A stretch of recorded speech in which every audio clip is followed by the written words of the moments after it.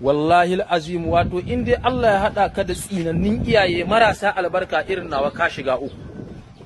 Na rantse da girman ubangiji in dai Allah ya hada ka da shegun iyaye tsinannu irin nawa iyayen, na rantse da girman ubangiji ka shiga uku.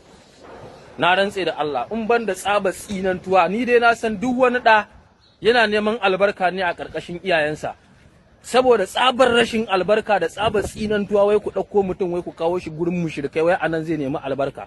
To shi Shehu Ibrahim din kansa dangutsun uwar shi ina ya ga albarka. Ga ƴaƴansa nan da jikokinsa wallahi babu irin tsinantuwar duniyan nan da ba sa yi. Daga mazinata sai ƴan luwaɗi ni dai mama Allah ya isa tsakanina da ke. Kin cuce ni kin cutar min rayuwata ubangiji sai ya mun sakayya da ke. Shegiya tsinanniya munafuka. Sai an yi magana ta ce Shehu Ibrahim da ke da Shehu Ibrahim din ubanku ya danna uwarsu bura. In magana gaskiya ce kina da takashi ina da takashi ki kawo wa jikokin Ibrahim Yas din takashin naki su dinga ci. Ai kowa Allah ya mai takashi ke ki zo ki kawo wa jikokin Inyas din takashin ki su dinga ci dangin din babaki. Yar kutumar bura uba shegiya tsinanniya wallahi ba zan taba yadda ke uwata bace ba ko sama da ƙasa za ta haɗe ba zan taba yadda Husna da Malam Bello iyayena bane. Dan me cin gusun uwarku, dan me cin gindin babarku, dan me ragargaza uwarku bura, ubanku ya ci gindin durun uwarsa da ku da Ibrahim Inyas din. Shegu tsinannu ki kawo takashin naki ki bawa jikokin Inyas din su ci. Yar kutumar uba shi. Amma dai kai dai tsinanne ne. Wallahi kai dai tsinanne ne.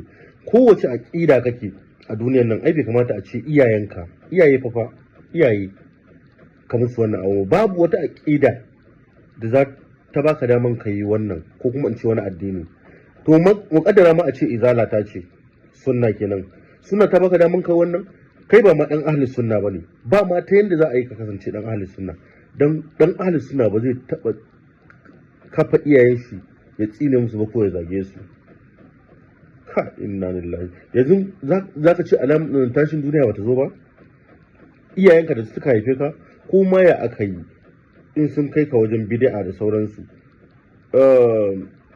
ba lalle bane ka yi to amma kuma ka zo kana zagin su ni zagin ne yafi bani haushi me ne zaka kafa iyayen ka fa ka inna amma an yi dan iska kai dai Allah ya tsine maka Allah dai ya tsine maka daidai gurgudu wanda bai ce ma amun ba shi ma Allah ya tsine mai dan ubanku ku ji fa ka kai dai ba dan izalata bane wallahi dan iska ne kai wallahi dan iska ne ka inna lillahi